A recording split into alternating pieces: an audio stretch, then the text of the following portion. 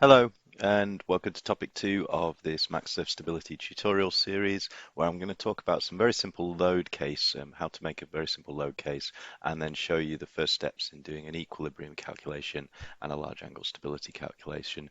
And that's really all I'm going to do in the topic. Is I'm going to create a load case, show you what happens in the load case window, talk a little bit about how we set centroids and extents of loads, and then we're going to run an equilibrium calculation and run a large angle stability calculation. And the final thing, which isn't said on this slide, is that I'm going to show you how to judge the GZ curve that you produce against some standard stability criteria.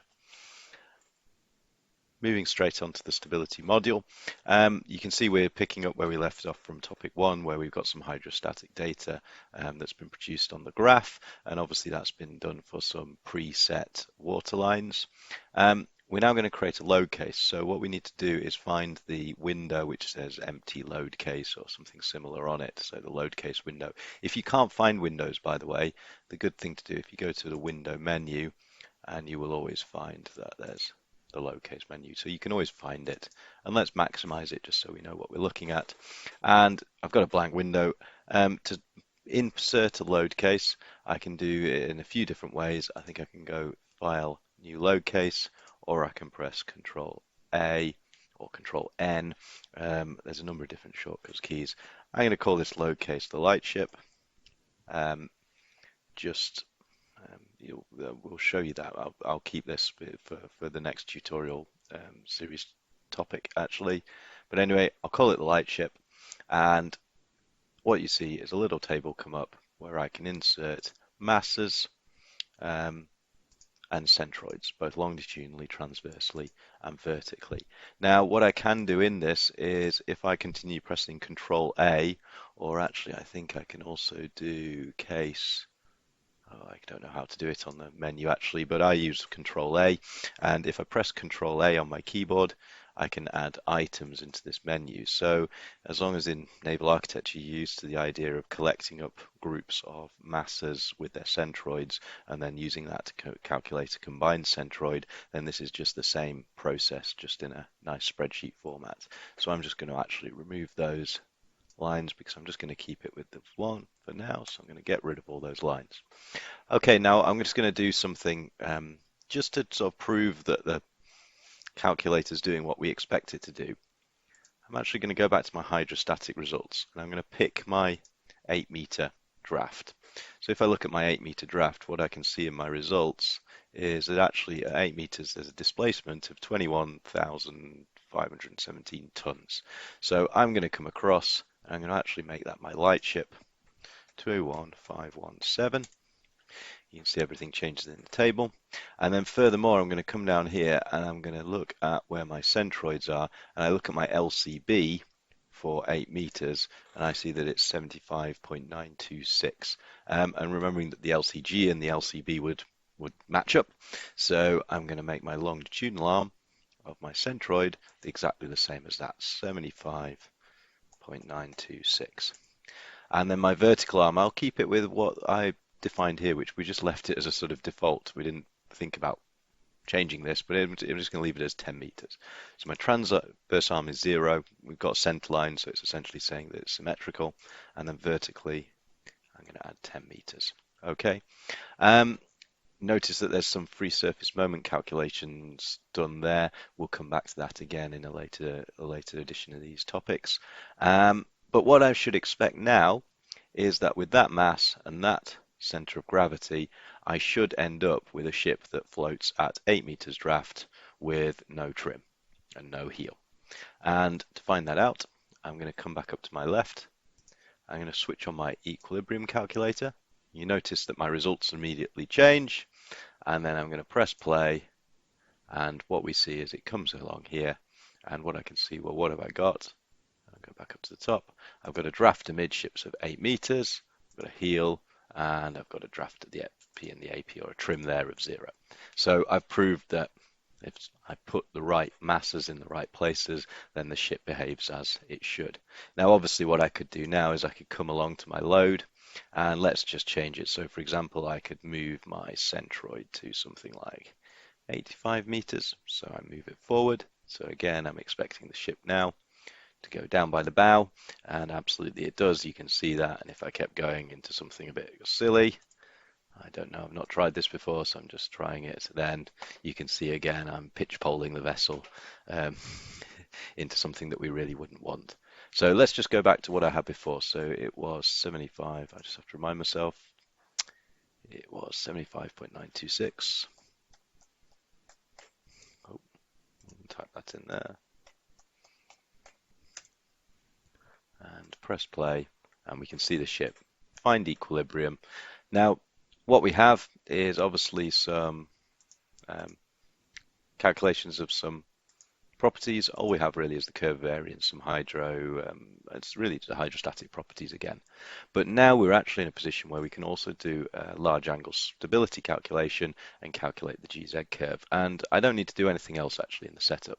If I come back up to the left and click on large angle stability, if I hadn't done the equilibrium calculation, the large angle stability calculator actually completes the equilibrium too, because actually all it's going to do is continue doing equilibrium calculations, but you can see the vessel now set at the -30, and if I press play, we then see it repeating calculations from -30 degrees over to 180 degrees, or maybe even further. I think it sometimes goes further. You can actually set these extents. If you'll find in the settings, you're able to actually tell it the extents of the roll and the number of increments you want to build up the GZ curve. But I'm just using the defaults for now. If you need to, I'm sure you can find that. And interestingly, and kind of deliberately from me, I hope you can now recognize what kind of GZ curve we have for this ship. That's the 0 point. That's at 0 degrees heel, and obviously we've got a GZ of 0, and then the curve actually goes negative before it becomes positive. So this is actually a lull ship condition. It's not a desirable condition to be in at all. And so it suggests that the VCG is too high because the GZ, the initial GZ is actually negative. Or sorry, the initial GM is actually negative. And we can see that actually if we went back into the equilibrium calcs and we scroll down, we'd actually have a calculator of GM. Here it is, and it's nearly minus 0.3 meters. So it's correlating with the equilibrium that the large angle stability is giving us an initial negative GZ. Of course, you've got lots of other calculations that are all being carried out at each of these stability things, and so your GZ curve is actually also encapsulated in the numbers there that are in the table. So always in Maxsurf, if you want to output data into Excel or somewhere else, then these tables are actually directly copy pastable straight into Excel. It's really handy.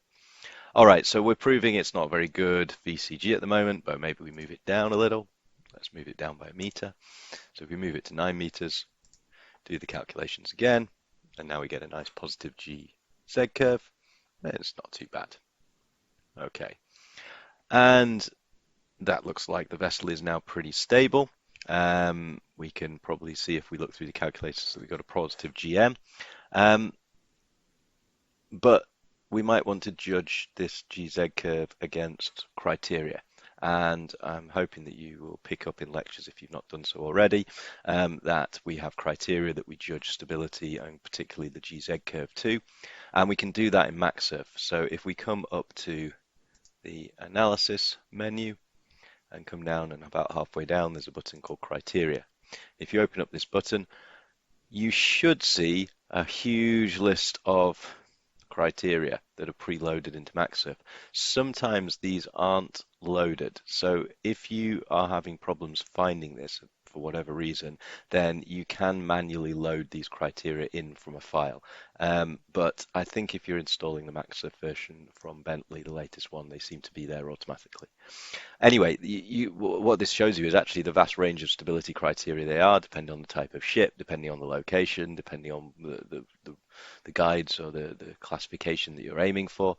We're just going to use a simple MARPOL criteria that you should recognize. So if you open up the MARPOL folder and you come down to regulation 27, which is the intact stability, and I just tick that, you can see that there's the initial GM, the areas under the curve between 0.30 to 0.40, 30, 40 exactly, the max GM, and the angles. So it's the classic criteria that we are hopefully teaching you in class. So I'm now going to press recalculate and close, and you can see some more information goes up on the graph.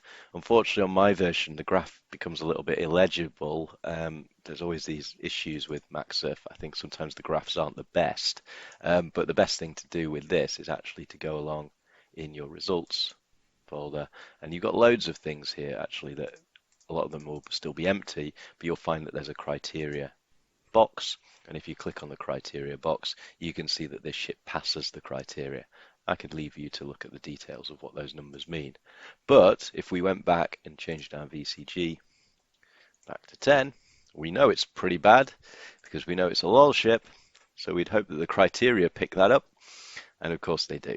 So if we see this coming through, and then suddenly we see some fails here, particularly the initial GZ, the initial GM, and it fails actually most of the criteria, not all of them, but most of them.